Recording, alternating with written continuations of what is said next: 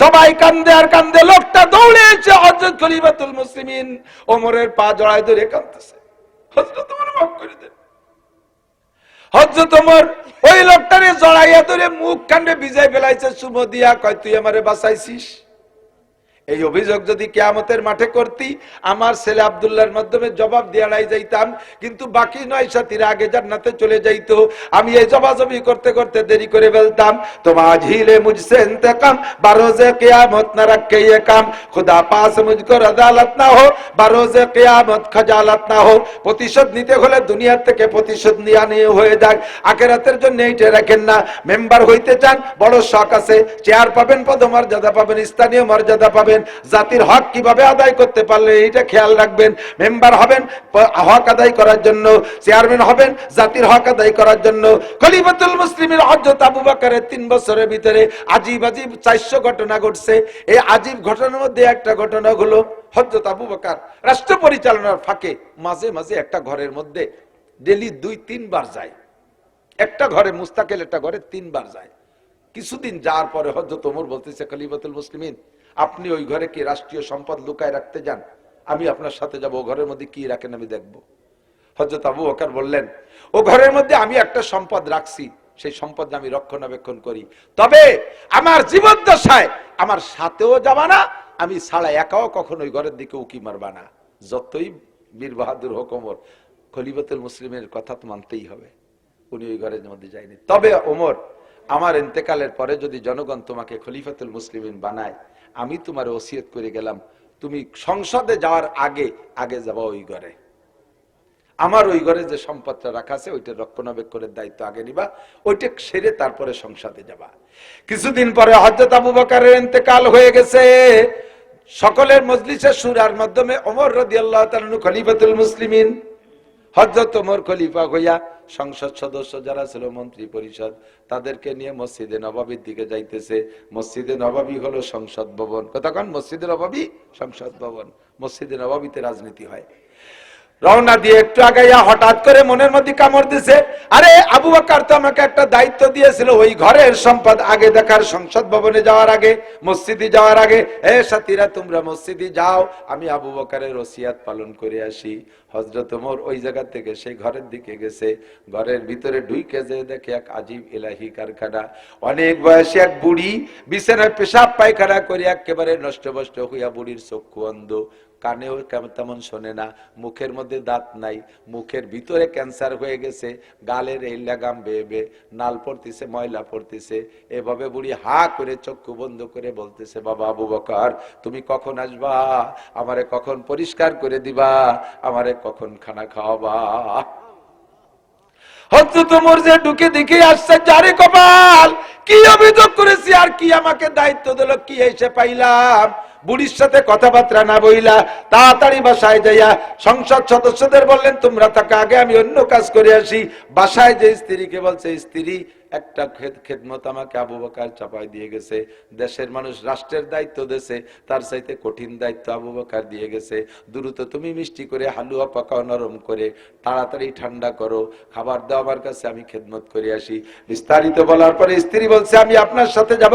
কয় না, তুমি খলিফাতুল মুসলিমিন না, এ দায়িত্ব তোমার না, এ দায়িত্ব আমার। কিয়ামতে আল্লাহ পাক আমাকে বলবে, তোমার রাষ্ট্রের ভিতরে একটা বিধবা বুড়ি মহিলা এমন করে কষ্ট পাচ্ছিল, তুমি কি খেদমত করেছো, এই প্রশ্ন আমার হবে, তোমাকে হবে না, তুমি থাকো আমি যাই। হযরত ওমর খানা নিয়ে যাইয়া বুড়ির সাথে কথাবার্তা না বইলা প্লেটের থেকে হালুয়া নিয়া মুখের উপরে যখন লাগছে, আঙ্গুলের ছোঁয়া যখন লাগছে, সঙ্গে সঙ্গে বুড়ি চক্ষু বন্ধ, অন্ধ বুড়ি দেখে না, হাত কান ধরে ফেলছে।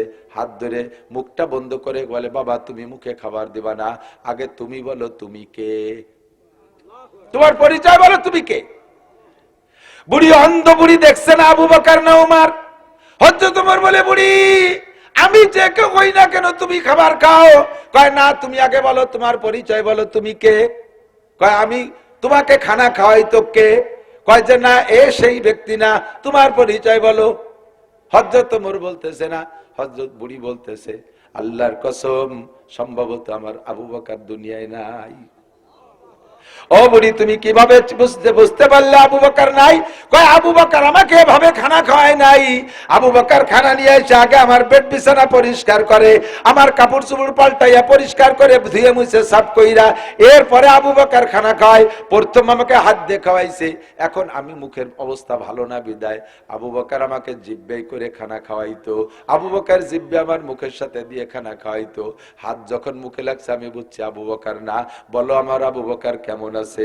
এমনিতে আবু বকরের জ্বালায় ওমর পাগল হয়ে গেছে। আর বুড়ির এই বক্তব্য আবু বকর ওমর সহ্য করতে না পারে। বুড়ি, তুমি আমার হাতের খাবার খাও, তোমার আবু বকর আর দুনিয়ায় নাই, তোমার আবু বকর চলে গেছে, আজকে ইন্তেকাল করেছে, এই জন্য খাবার আনতে দেরি হয়ে গেছে। পরবর্তী খলিফাতুল মুসলিমিন আমি, আমার হাতের খানা খাও, তোমার আবু বকরের খানা আর পাবা না। হযরত ওমরের মুখে কান্না কান্না কণ্ঠে এই বক্তব্য শুনে বুড়ি একটা চিৎকার মেরে স্টক করে জায়গায় দুনিয়ার থেকে বিদায় নিয়ে গেছে। হযরত ওমরের হাতের খানা আর খাই নাই, ওমরের খানা আর খাই নাই। আল্লাহু আকবার। বুড়িকে আল্লাহ পাক রব্বুল আলামিন এভাবে বুড়িকে দুনিয়ার থেকে নিয়ে গেছে। ইজা কানা উমারাকুম খিয়ারাকুম ওয়া আগনিয়াকুম সুমহাকুম। ওমর ইবনে খাত্তাব মসজিদে নববীর খতিব। সারা পৃথিবীর ভিতরে 3/2 রাষ্ট্রের আয়তন 2,40,00,000 বর্গ মাইল। এত বড় দেশের প্রেসিডেন্ট মসজিদে নববীতে খুতবা দিচ্ছেন। ওই দিন গভর্নররা আসছে, যত মধ্যপ্রাচ্য যত মুসলিম কান্ট্রি এগুলো একটা প্রদেশ ছিল, প্রাদেশিক গভর্নররা ওই দিন ওনার মসজিদে গেছে। সামনে গভর্নররা বসা, উনি বয়ান করতেছেন আনসিবু তুনসাবু। গভর্নররা আনসিবু তুনসাবু, ইনসাফ করবা ইনসাফ পাবা, লা তাজলিমুনা ওয়া লা তুজলামুন, জুলুম করবা না, জুলুমের বিচারের কাঠগড়ায় দাঁড়াবা না। তোমার যারা ভোট দিচ্ছে সেই এলাকায় রাস্তা হবে, যারা ভোট দেয় নাই সেই এলাকায় রাস্তা হবে না। তোমার যে মহল্লার লোকে ভোট দিচ্ছে সেই পাড়া তুমি ভিজিএফ কার্ড বেশি দিবা, যারা ভোট দেয় না তাদের ভিজিএফ কার্ড কম দিবা। এরকম যদি প্রমাণিত হয় তাহলে আমি ওমর তোমার করদান উড়াইয়া দেব, বডির থেকে মাথাকে আলাদা করে দেব, সাবধান। এভাবে ইনসাফের বক্তব্য দিচ্ছেন। ইতিমধ্যে মাঝখানে একজন দাঁড়াই বলতেছেন, ইয়া খলিফাতুল মুসলিমিন সাহ, ওমর আপনি চুপ থাকেন। হযরত ওমর রে কয়, আপনার বক্তব্য বন্ধ করেন। হযরত ওমর কোন ওমর জানেন? যেই ওমরের নাম শুনলে এফিরু শয়তান ওয়া ইয়াজরুতু জুরাতান, শয়তানে বাই ছাড়তে ছাড়তে পাত্তি পাত্তি পলায় ওমরের নাম শুনিয়া। আমি একটু তদবির সেই দিয়ে দিক তাকান। কেউ যদি রাত্রে স্বপ্নে খারাপ দেখেন, অনেক ভয়ভীতি দেখেন না, কোনো তাবিজি কাজ হবে না। আপনি শোয়ার সময় আঙ্গুল দিয়ে বুকের উপরে আইন মিম র একসাথে মিশে, আইন মিম র, এরপরে র দদ রাদিয়াল্লাহু, এইটুকু আঙ্গুল দিয়ে ভাবে দাগ দিয়ে শুয়ে থাকবেন। আপনার বুকের উপরে এই যে ওমরের নকশা হয়েছে না, বাজে স্বপ্নে দেখালো শয়তান, বুকের উপরে ওইটুক দেহ বাই ছাড়তে ছাড়তে বলাবে, আর আজে বাজে স্বপ্নে দেখাতে পারবে না। এই ওমরের সামনে আপনি চুপ থাকেন। ওমরের গেছে মিজা, এদিকে গভর্নররা সব সামনে বসে, সবাই ফিরে বসে, কিরি ওমরের এমন বক্তব্যের সামনে বাধা দেয়। হযরত বিশ্বে যদি আমি আবার ইনসাফের বক্তব্য না দিতে পারি তাহলে আর কে দিতে পারবে? তুই কে? ও লোক তো ধমকে বসে গেছে। আব্দুল্লাহ ইবনে ওমর, হযরত ওমরের ছেলে, নবী পাকের 19 জন বডিগার্ড সাহাবীর মধ্যে একজন আব্দুল্লাহ ইবনে ওমর, খুব চালাক হুঁশিয়ার সাহাবী ছিলেন, যুবক মানুষ। উনি টের পাইছে ওই লোকটা কেন বলছে না রে। হযরত আব্দুল্লাহ বলতেছে, আব্বাজান, খলিফাতুল মুসলিমিন সেই হতে পারে যে জনগণের সকলের প্রত্যেকটা অভিযোগ শুনবে এবং সুন্দরভাবে জবাব দেবে। আপনি ধমক দিয়ে থামাই দিচ্ছেন, অবশ্যই আপনার সামনে কথা বলার পৃথিবীতে কেউ নাই। ওই লোকটা যেহেতু বাধা দিচ্ছে, তার কাছে আপনার বিপক্ষে কোনো না কোনো অভিযোগ আছে। আজকে অভিযোগটা শুনে এখানে সমাধান করেন, নইলে আমি নবী পাকের কাছ থেকে শুনেছি 10 জন সাহাবা বিনা হিসেবে জান্নাতে যাবে, রোল নাম্বার 2 আপনার, বাকি 9 জন হাসতে হাসতে চলে যাবে। ওই লোক আপনাকে ময়দানে মাহশারে আটকায় ফেলবে। এই প্রশ্ন দিয়ে আপনি পরে জবাব দিয়ে পার হয়ে যেতে পারবেন আমি জানি, কিন্তু সেই দিন সাথীদের থেকে পিছিয়ে পড়ে যাবেন, আপনি একটু পিছিয়ে পড়ে যাবেন। জবাবটা এখনই দেন। হযরত আব্দুল্লাহ ইবনে ওমরের এই কথায় ওমর নরম হয়ে গেছে, বলতেছে, বাবা আমার তো মেজাজ সেন্টিমেন্ট গরম হয়ে গেছে, তুমি জিজ্ঞেস করো কি জন্য বললো। তখন হযরত আব্দুল্লাহ টের পাইয়ে ওই মজলিসের ভিতরের থেকে তারা আলাদা নিয়ে জিজ্ঞেস করলে করতে পারতেন, তাতে অসুবিধা হতো না। কিন্তু দেখলেন যদি আলাদা নিয়ে সমাধান করি সবাই মনে করবে যে সত্যি ওমর অভিযুক্ত, তাই জুত করে নিয়ে সারছে। এই জন্য প্রশ্ন যেখানে, সমাধান সেখানে হতে হবে। উনি বললেন, ভাই তোমার আমার আব্বার বিপক্ষে অভিযোগ কি বলো? ভাই কি তোমার আব্বা গত শনিবারে রিলিফের কাপড় দেশে, যেই পিস কাপড় দেশে যে সাইজ, এক পিস কাপড়ে আমাদের ভিতরে খাটো যে তার গায়ে জামা হয় না, যার কারণে দেখো মসজিদে নববীতে একজন মানুষের গায়ে শরীরের কাপড়ের জামা আছে নাকি? নাই। অথচ তোমার আব্বা আমাদের মধ্যে সবচেয়ে লম্বা, তোমার আব্বার গায়ে সেই কাপড়ের জামা। নিশ্চয়ই উনি 2 পিস নেছে, আমাকে 1 পিস দিছে। নিজে 2 পিস নিয়ে জামা বানাইয়া আমাকে 1 পিস করে দিয়ে আবার ইনসাফের বক্তব্য দেয়। বলো আব্দুল্লাহ ঠিক আছে নাকি? হযরত আব্দুল্লাহ কয়, আল্লাহে তাল্লাহে বিল্লাহে, আব্বা আমি আল্লাহর 3টে কসম খেয়ে বলি, খোদার কসম আপনি 2 পিস কাপড় দিয়ে জামা বানাইছেন, আমি সাক্ষী। নিজে 2 পিস কাপড় দিয়ে জামা বানাইয়া জনগণে 1 পিস দেবেন, আর ওই লোকটা প্রতিবাদ করলে তারে ধমক দিয়ে বসাই দেবেন, আমি সাক্ষী। জানিবার পার হয়ে যান। যে মানুষটা যত শক্ত, ধরা পড়ে গেলে ওই মানুষটা ওইরকম নরম। যখন ধরাই দিয়েছে হযরত ওমর কান্না শুরু করছে, এমন কান্না কাঁদতেছে, কথাই বলতে বলে, বাবা তুমি বলো, জব তুমি দাও। তখন আব্দুল্লাহ বলতেছে, ভাই গত শুক্রবারে আমার আব্বা এই মসজিদে জুমার নামাজ পড়াইছিল, যে জামাটা গায়ে দিয়ে থাকি তোমার মনে আছে? হ্যাঁ তা আমার মনে আছে। বলো তো কেমন? 10টা তালি দেখছি আমি, সামনে 5খান তালি দেখছি খুতবা দেওয়ার সময়, পিছন ফিরে নামাজ পড়ানোর সময় পিছনে দেখি 5খান তালি, আমি 2 পাশে 2টা তালি চামড়া দিয়ে দেয়া দেখছি। আমি সেই সময় নামাজটা ভরে কাঁদছি। আল্লাহ অর্থ পৃথিবীর প্রেসিডেন্ট, 2/3 পৃথিবীর প্রেসিডেন্ট, সেই প্রেসিডেন্ট 10টা তালিওয়ালা জামা গাইতে জুমা পড়ায়। আমি মনে মনে নিয়ত করছি আগামী আজকে শুক্রবারের আগে তোমার আব্বাকে একটা জামা আমি বানাই দেব, প্রেসিডেন্টকে একটা জামা আমি বানাই দেব। তো ব্যস্ততার কারণে পারিনি, কিন্তু আজকে তোমার আব্বার গায়ে ওই কাপড়ের জামা দেখে সিদ্ধান্ত চেঞ্জ হয়ে গেছে, আর দেব না। তখন আব্দুল্লাহ বলতেছে, ভাই আল্লাহর কসম আমার আব্বা 2টে কাপড় দিয়েই জামা বানাইছে, তবে কেন বানাইলে একটু একটু শুনবা বলে বলেন, সেই জন্যই তো জিজ্ঞেস করছি। কয়েক আমার আব্বা গত শুক্রবারে যেই সিরা জামা গাইতে জুমার নামাজ পড়াইছে, ওই সিরা জামা দেখে যদি তোমার অন্তর কাঁদে, তুমি তো আমার আব্বার সন্তান না, তোমার মধ্যে যদি এত খারাপ লাগে আমার মধ্যে কেমন লাগতে পারে। আমি খবর পেয়েছি আজকে গভর্নররা এই জুমার নামাজ পড়তে আসবে, আব্বা তাদের সামনে বক্তব্য দেবে। গভর্নররা দামি দামি পোশাক পরে আসবে, আর প্রেসিডেন্ট থাকবে ছেঁড়া জামায়। আমি তার সন্তান হয়ে সহ্য করতে পারি নাই। গত শনিবারে যে কাপড় আব্বা বন্টন করেছে, সবাই 1 পিস দিয়েছে, আমার আব্বাও প্রেসিডেন্ট 1 পিস কাপড় পেয়েছে, আর আমি তার ছেলে আমিও 1 পিস কাপড় পেয়েছি। আমার জামাটা একটু ভালো আছে বিধায় আমি সেই কাপড়ের লোভ না কইরা আমার পিস আব্বাকে দিয়ে দিয়েছি। আব্বার পিস আর আমার পিস এই 2 পিস কাপড় দিয়ে আমার আব্বারে জামা বানাই দিয়েছি। আল্লাহর কসম আমার আব্বা বাইতুল মাল থেকে 2 পিস কাপড় নেই নাই। মজলিস কান্দে পাগল হয়ে গেছে, গভর্নররা সিজদায় পড়ে গেছে, সবাই কান্দে আর কান্দে। লোকটা দৌড়েছে হযরত খলিফাতুল মুসলিমিন ওমরের পা জড়ায় ধরে কাঁদতেছে, হযরত ওমর মাফ করে দেন। হযরত ওমর ওই লোকটারে জড়াইয়া ধরে মুখ কান্দে ভিজাই ফেলাইছে, চুমো দিয়া কয়, তুই আমারে বাঁচাইছিস। এই অভিযোগ যদি কিয়ামতের মাঠে করতি, আমার ছেলে আব্দুল্লাহর মাধ্যমে জবাব দেওয়াই যাইতাম, কিন্তু বাকি 9 সাথীরা আগে জান্নাতে চলে যাইতো। আমি এই জবাজবি করতে করতে দেরি করে ফেলতাম। তোমার ঝিলে মুঝসে ইন্তেকাম, বারোজে কিয়ামত না রাখে ये काम, खुदा पास मुझको अदालत ना हो, বারোজে কিয়ামত খজালত না हो। প্রতিশোধ নিতে হলে দুনিয়ার থেকে প্রতিশোধ নিয়ে নিয়ে হয়ে যাক, আখিরাতের জন্য এইটা রাখেন না। মেম্বার হইতে চান, বড় শখ আছে, চেয়ার পাবেন, পদমর্যাদা পাবেন, স্থানীয় মর্যাদা পাবেন, জাতির হক কিভাবে আদায় করতে পারলে এটা খেয়াল রাখবেন। মেম্বার হবেন হক আদায় করার জন্য, চেয়ারম্যান হবেন জাতির হক আদায় করার জন্য। খলিফাতুল মুসলিমিন হযরত আবু বকরের 3 বছরের ভিতরে আজীব আজীব 400 ঘটনা ঘটছে। এই আজীব ঘটনার মধ্যে একটা ঘটনা হলো, হযরত আবু বকর রাষ্ট্র পরিচালনার ফাঁকে মাঝে মাঝে একটা ঘরের মধ্যে ডেলি 2-3 বার যায়। একটা ঘরে মুস্তাকিল একটা ঘরে 3 বার যায়। কিছুদিন যাওয়ার পরে হযরত ওমর বলতেছে, খলিফাতুল মুসলিমিন আপনি ওই ঘরে কি রাষ্ট্রীয় সম্পদ লুকায় রাখতে যান, আমি আপনার সাথে যাব, ও ঘরের মধ্যে কি রাখেন আমি দেখব। হযরত আবু বকর বললেন, ও ঘরের মধ্যে আমি একটা সম্পদ রাখছি, সেই সম্পদ আমি রক্ষণাবেক্ষণ করি, তবে আমার জীবদ্দশায় আমার সাথেও যাবা না, আমি ছাড়া একাও কখনো ওই ঘরের দিকে উকি মারবা না। যতই বীর বাহাদুর হোক ওমর, খলিফাতুল মুসলিমের কথা তো মানতেই হবে।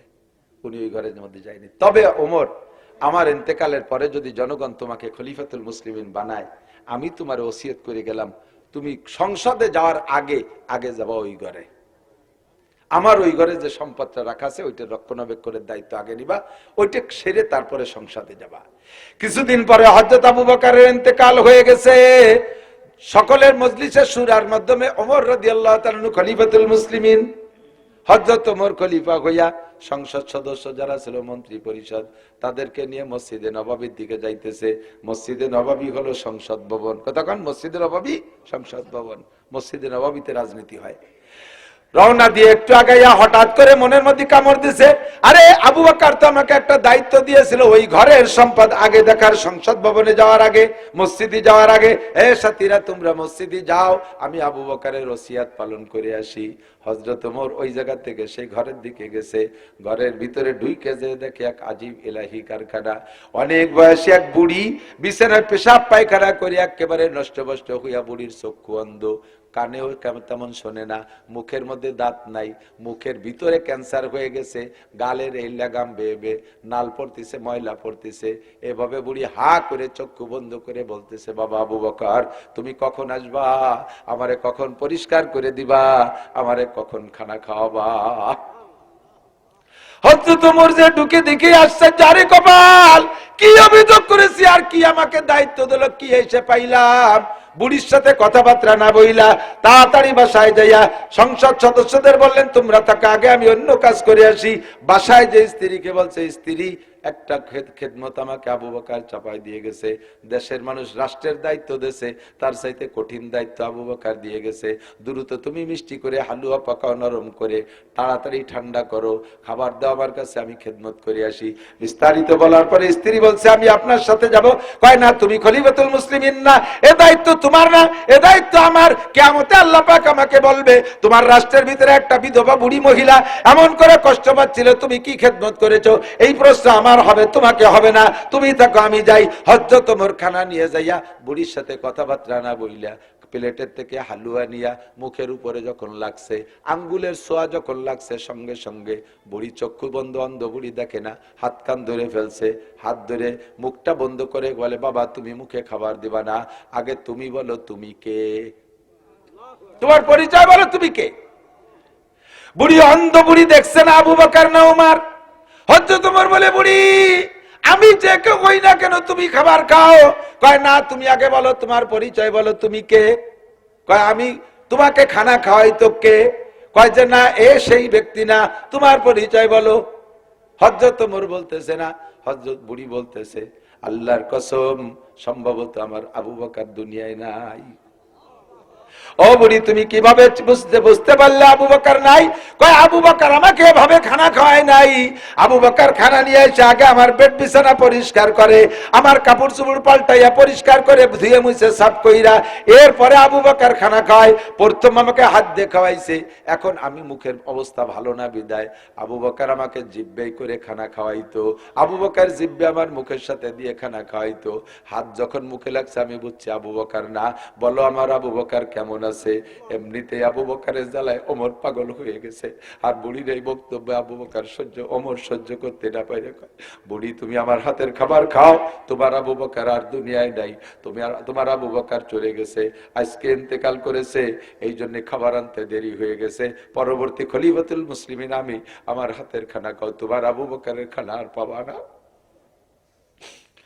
হযরত ওমরের মুখে কান্না কান্না কণ্ঠে এই বক্তব্য শুনে বুড়ি একটা চিৎকার মেরে স্টক করে জায়গায় দুনিয়ার থেকে বিদায় নিয়ে গেছে। হযরত ওমরের হাতের খানা আর খাই নাই, ওমরের খানা আর খাই নাই। আল্লাহু আকবার। বুড়িকে আল্লাহ পাক রব্বুল আলামিন এভাবে বুড়িকে দুনিয়ার থেকে নিয়ে গেছে। ইজা কানা উমারাকুম খিয়ারাকুম ওয়া আগনিয়াকুম সুমহাকুম। আল্লাহর নবী বলেন, যখন তোমাদের দেশের নেতারা হবে এইরকম ভালো মানুষ, আবু বকরের মতো ভালো মানুষ, ওমরের মতো ভালো মানুষ, উসমানের মতো ভালো মানুষ, আলীর মতো ভালো মানুষ, খুলাফায়ে রাশিদিনের মতো যখন হবে ভালো মানুষ, কয় তাই কি আর কিয়ামতের আগে সম্ভব? কেন সম্ভব না? আফগানিস্তানে যান, কেন সম্ভব না? আফগানিস্তানে যান, যেই আফগানি মুল্লাদেরকে এতদিন তালেবান জঙ্গিবাদ করে গালি দিয়েছেন, যাদের বক্তব্যের সাথে সুর মিলে বক্তব্য দিয়েছেন, এখন যে দেখেন তারাই সেই তালেবানদের জুস খায়। তালেবানদেরকে আল্লাহ পাক এমন ফল ফুলে ফলে ভরা ভরা করে দিয়েছে, তাদের ডালিমের রস আমেরিকা এখন এক্সপোর্ট হচ্ছে। আমেরিকানরা এখন আফগানি জুস পাইলে অন্য কোন জুস খায় না। তাদের পার্লামেন্ট দেখলে মনে হয়, তাদের সংসদ ভবন দেখলে মনে হয় যদি এইটা খোলা বাইরে আসে দিনের সংসদ। তাদের সদস্যদের দেখলে মনে হয় মাথায় তাদের এত বড় পাগড়ি, কি তাদের সুন্নতি চেহারা, কি তাদের জুব্বা। কয়েকদিন আগে আমার বাড়ির মাদ্রাসায়, সুলতানসি মাদ্রাসায় 8 জন আসছিলেন আফগানি মুজাহিদ তবলিগ জামাত, 12 জন আসছে, 4 জন বাঙালি, 8 জন আফগানি। বিস্তারিত শুনলাম, তাদের দিকে তাকায় থাকতে মনে চায়। আমার মনে হয় বাংলাদেশের 100 পীরের চাইতে আফগানের একজন মুজাহিদের মর্যাদা আল্লাহর কাছে বেশি। পীর সাইজা খানকা জমায়া বসে তাকে মুরিদ বেচে খাও, মুরিদদের দিয়ে বসে খাও জায়গায় বসে। আর সে বেটারা কাফেরদের সাথে 40 বছর রাশিয়ান আর আমেরিকানদের সাথে যুদ্ধ করে আল্লাহর রহমতে বিজয় অর্জন করেছে। শতভাগ ইসলামী হুকুমত, জিনার বিচার হত্যা, জিনার বিচার যা শরীয়তে আছে 2 প্রকার। বিবাহিত হলে পাথর মেরে শেষ করে দেওয়ার কথা আছে। সালাম আলাইকুম।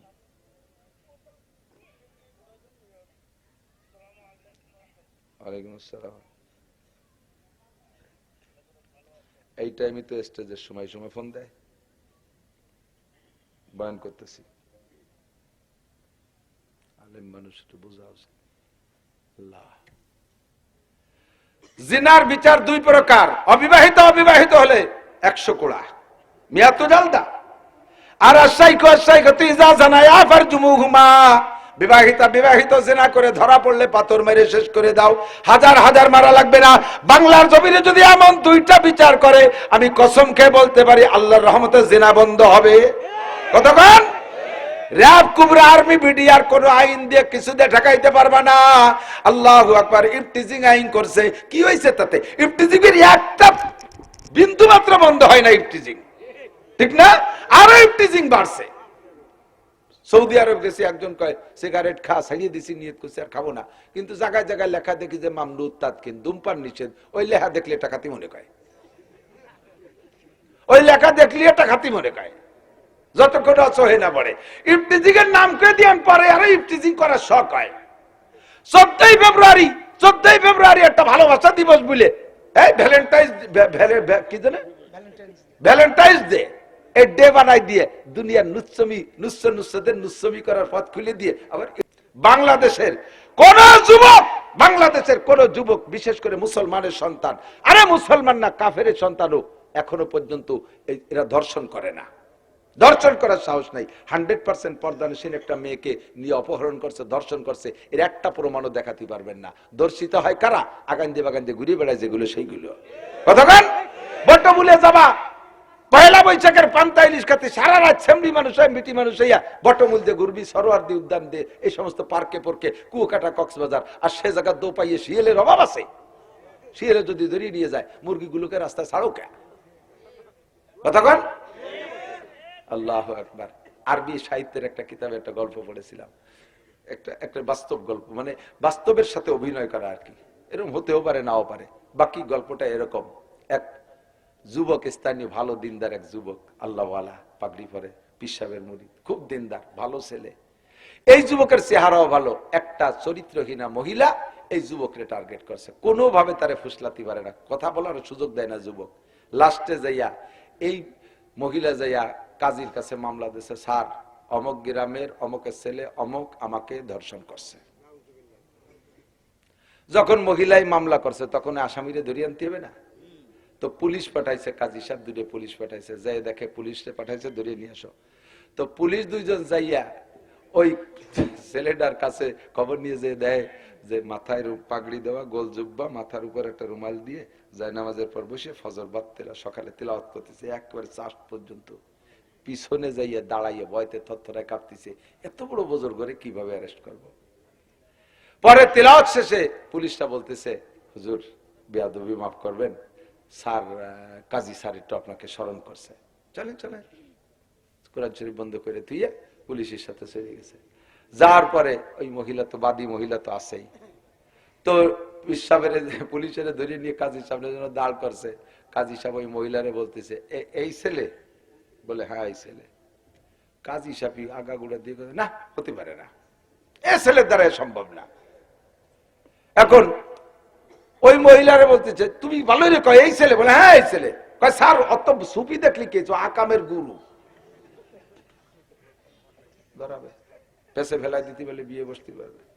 এখন কাজী সাহেব বলছে বাব তুমি কি এই মেয়ের সাথে দর্শন করছো, মেয়েরে দর্শন করছো? কয় স্যার দর্শনই তো চিনি না কি জিনিস, তো বুঝি না কি জিনিস।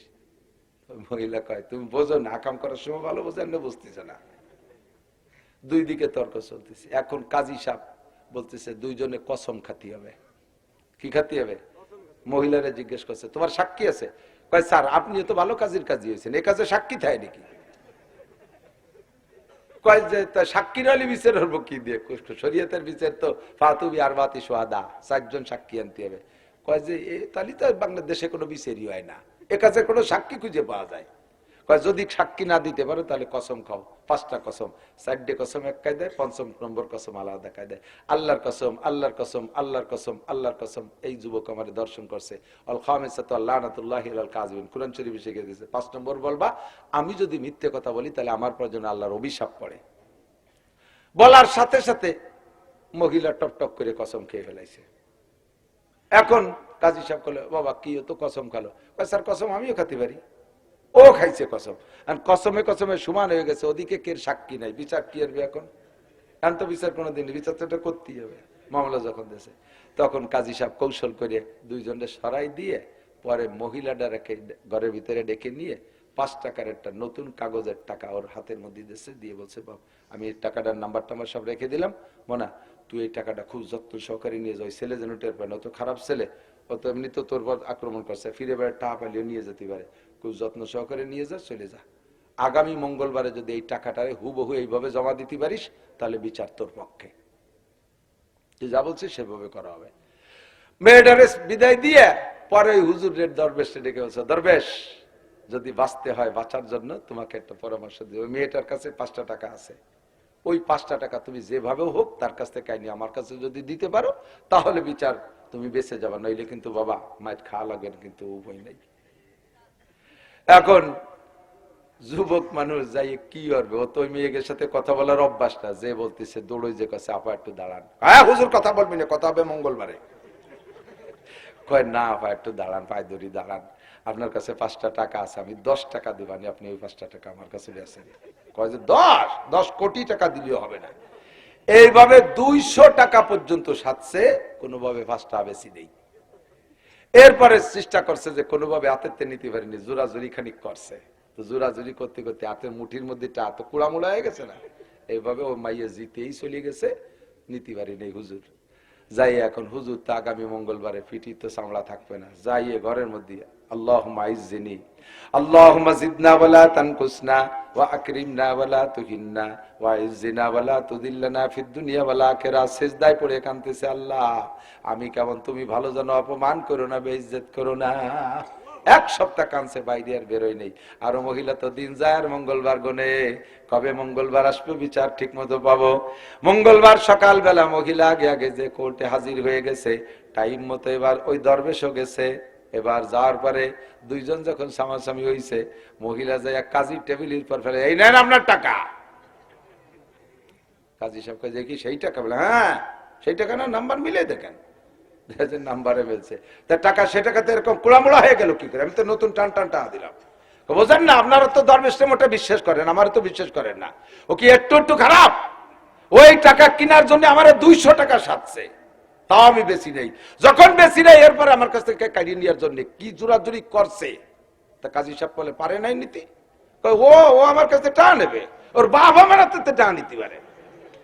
কাজী পুলিশে বান, ওই মহিলারে বান, বান কুকু মুড়াইতে বান, দাইয়ুস বেশ্যা কোথাকার বিয়াদব। যেই যুবক তোর হাতের টাকা নিতে পারে না, সেই যুবক তোর অত দূর যে দর্শন করলো কিভাবে? তোর অত দূর যে দর্শন করলো কি রে? হাতের টাকা হাতের থেকে নিতে পারে না, অত দূর যে দর্শন করে কিভাবে? শয়তান মহিলা বান সামানিনা জালদা, 80 ডুরা, পিঠ ছুলিয়ে ফেলা দিয়েছে ভালো ইয়ে। কতক্ষণ? যতদিন পর্যন্ত লাইনে ছিল, সুবিধা ছিল, অতদিন আকাম করিয়ে গেছে। যখন পেছে পড়িয়ে গেছে, কম পড়িয়ে গেছে, সেই দর্শন করছে। তোরে দর্শন করতে ভালো কোন জায়গা? তুই গেলি কা ধর্ষিতা হতে? মহিলারা যত বেপরদা বেহায়া, ততই দেশে জিনা ব্যভিচার দর্শন বাড়তেছে। কথা বলেন। এই বিচার, এই দর্শন থেকে উঠে আসার জন্য, দর্শন থেকে সমাজকে যদি রক্ষা করতে হয়, র্যাব করবে, আর্মি, পুলিশ, বিডিআর দিয়ে কিছুই দিয়ে কোনো কাজ হবে না, কোনো আইন করে কাজ হবে না। একমাত্র লাগবে কোরআনী আইন বাস্তবায়ন করা। দেশকে যদি শান্তির আওতায় আনতে হয়, আফগানের মতো শান্তি যদি পাইতে চাও, তাহলে ঈমান আর তাকওয়া আল্লাহকে দান করো। কোরআন সুন্নাহ ভিত্তিক রাষ্ট্র কায়েম করতে হবে, নইলে দেশের ভিতরে শান্তি পাওয়া যাবে না। এটা আমলিগালারা করেন, আমরা সব ভোট আপনাদের দেব। বিএনপি আলারা করেন, সব ভোট আপনাকে দেব। জাতীয় পার্টি করেন, সব ভোট আপনাকে দেব। যদি কোরআন সুন্নাহ বাস্তবায়ন না করতে পারেন, তাহলে অনার্থক জাতিকে ধোঁকা দিয়ে আপনার পেট পূজা করার জন্য রাজনীতি করতে মাঠে আইসেন না। আপনার বুঝ বস্তা ভারী করার জন্য দেশকে খেয়ে ফেলেন না। চৌকাল আগে সামনে টাকা নিয়ে কানাডারে বিল্ডিং বানাই দেন। বুঝেন নাই কথা? বিল্ডিং বানাইছে কোন জায়গা যাইয়া? কানাডা না? তা আমাকে চৌকালারা বাদ পাই না, টা পাই না, কানাডারে বিল্ডিং বানাই দেয়। কানাডা কয়, তার কানাডাই তো কয়। চৌকালারা বাদ পায় না, কানাডারে বিল্ডিং বানাই দেয়। যারা এই কাম করে, এক দলরে দোষ দিয়ে লাভ নাই। কোন চাষি বা কম সিন্নি খাওয়ার জম কথা কন, সব চিনি। এখন লাগবে একমাত্র কোরআনী আইন। ঠিক কি ঠিক না? যদি আমলিগালার আসে, আমি হুজুরকে দলের নামে একবার করছি না, কিন্তু এই কোরআন সুন্নাহ নিয়ে পতাকা নিয়ে আমলিগ আসুক, সব ভোট দিয়ে দেব। আমরা আছি, ঠিক কিনা? বিএনপি আসুক, আছি আমরা। আমাকে কোনো পদের দরকার নাই, আসতে হবে কোরআন সুন্নাহ নিয়ে।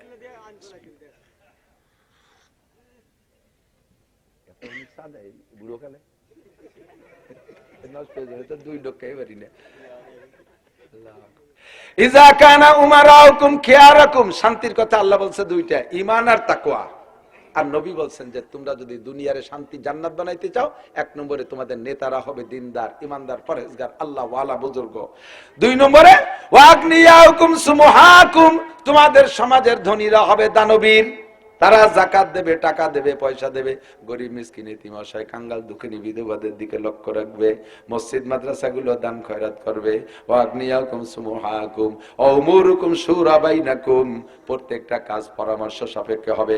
স্কুল চালাবা পরামর্শ করিয়া, কলেজ চালাবা পরামর্শ করে, বিশ্ববিদ্যালয়ের ভিতরে একটা পরামর্শ কমিটি থাকবে, হ্যাঁ, একে বলে উপদেষ্টা কমিটি, মুশির বলে, আরবিতে বলে মুশির। মাদ্রাসা একটা পরামর্শ কমিটি থাকবে, মসজিদের জন্য পরামর্শ কমিটি থাকবে। তবলিগ চলবে পরামর্শ সাপেক্ষে। একা একা মাতুব্বারি করতে যে সাত সাপ তবলিগের 12টা বাজায় দিয়েছে। কতক্ষণ একা একা মাতুব্বারি করতে যায় সারা পৃথিবীর তবলিগরা দুই ভাগ করে দিয়েছে। অদস্ত যদি তবলিগের ভিতরে পরামর্শ জারি থাকে, মজলিসে শুরার মাধ্যমে তবলিগ চলতো, তাহলে এই দুনিয়া এত খুনোখুনি মারামারি হইতো না, ইজতেমা সুন্দর হইতো, টঙ্গীর ময়দান ভালো থাকতো, আলেম ওলামার সাথে তাবলিগালাদের ভিতরে কোনো গ্যাঞ্জাম হইতো না। আমি হাজার হাজার মাহফিলের ভিতরে তশকিল করে হাজার হাজার সাধারণ পাবলিকরে তবলিগে পাঠাইছি। কিন্তু দোস্ত এখন কথা বলতেই শরম লাগে। কয় যে হুজুর তবলিগ আপনাকে দুই দল, কোন দলে যাব? কোন দলে যাব? কোন মশওয়ারা থাকলে, পরামর্শ থাকলে এইটা হতো না। একক মাতুব্বারিতে চলে যাওয়ার কারণে এই ঝামেলা। নবী পাক বলেন ইজা কানা উমারাকুম খিয়ারাকুম, এই তিনটে যখন তোমাদের হবে, ফাজহারুল আরদি খায়রুম মিন বাতনিহা, দুনিয়াটা হবে তোমাদের শান্তির ঘর। পক্ষান্তরে ওয়াইজা কানা উমারাকুম শিরারাকুম, যখন নেতারা হবে গাঁজাখোর, ইয়াবাখোর, ফেনসিডিল, হিরোইনখোর, বেনামাজি, দাড়ি চাচা, সুদখোর, ঘুষখোর, ফাঁকিবাজ, মাগিবাজ, লম্পট, লুচ্চ, বদমায়েশ, এই সমস্ত যখন হবে, মারিং ম্যান হবে, টোন মারবে, মন মারবে, রাস্তা মারবে, খাল মারবে, বিজিএফ কার্ড মেরে খাবে, পঙ্গু ভাতা, বয়স্ক ভাতা বেঁচে খাবে, ব্রিজের রড খেয়ে বেলায় দিয়ে তার মধ্যে কুঞ্চি ঢুয়ে দেবে, কারেন্টের খাম্বা তার তোর সহ গিলে খেয়ে বেলায় দেবে, বাজারের পাকা পায়খানা গিলে খেয়ে ফেলবে।